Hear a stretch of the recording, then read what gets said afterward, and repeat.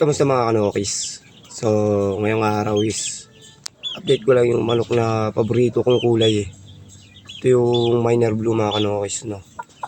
So, ito yung dati kong sisiw na nag-iisa na nabuhay. Bale, dalawa sila, ganyan din yung kulay, no? Magkapatid sila sa ama, sa ina. Ito yung isa mga kanokis. Ayan. Iba lang yung paa niya pero magkapatid sila.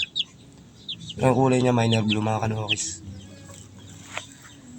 Ganyan lang sila kanokis pag yung maliit pa no. Ganyan ang ano nila. Ang tindig nila mga kanokis. Bali paborito ko to yung ganitong kulay. Itong mga Miner Blue. Ganyan talaga yung lumalabas kasi yung ganador ko nga is Miner Blue tsaka hatch.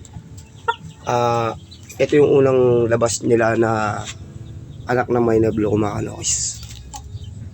So ayan ang kulay nila. Ayan yung dati kong pasisiw. Ngayon maporma na mga kanokis. Sakto ang height niyan mga kanokis. So ayan. Bali pumaporma na siya mga kanokis no. Ito yung paborito kong kulay mga kanokis. Sakto lang sa tindig, sakto sa sukat. Ano na to? 6 months mga kanokis. 7 months, di pa naglalaban. Pumaporma mo lang. Bali ang kapatid niyan, itong nasa taas. Yan, magkapatid yan mga kanokis no. Iisa lang yung ina niyan. At isa rin yung ama.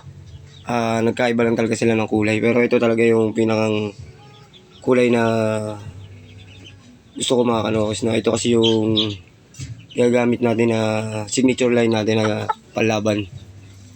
So yan mga kanokis. Bali ganito ang ano niyan.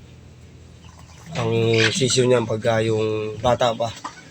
Alitat ko na silang ganyan kulay. Meron pa sigurong lalabas na ganyan din ang kulay sa susunod na mga araw. Kasi ang ginamit nga natin yung Miner Blue na nagkasakit. Tinamaan ng sakit. Bali yan ang nilabas niya. Tapos crossbreed na siya sa hatch mga kanokis na. Miner Blue na hatch din yun pero naging yellow leg siya. Kasi yung nanay niya yellow leg. Tapos medyo matangkad. Ito rin isa, yellow leg. Matangkad din to mga kanokis no. Pa 2 months pa lang to. Tsaka yung isa mga kanokis, kaso nagkaiba lang, naging blue leg siya. Namana sa ama. Pati siguro yung itsura namana sa ama. Pero ito kasi namana sa ina. Ay mga kanokis. Ganyan din siya dati nung bata pa. So ngayon lumaki na siya. Ito na ang tindigan niya mga kanokis. Ano na, magulang-gulang na to. Konti na lang, naglalaban na to mga kanokis. Magandang sukat, maganda rin ang katawan. Hindi ganun kabigat, sakto lang. Sa forma, mga kanokis size din. Goods na rin. Hindi siya naging maliit. Hindi lang makita pa yung laban niya mga kanokis. Waiting pa. Hindi rin naman siya kuba. Hindi rin siya maliit. Mid to high siya mga kanokis. No? So ayun lang, update ko lang tong Miner Blue ko mga kanokis.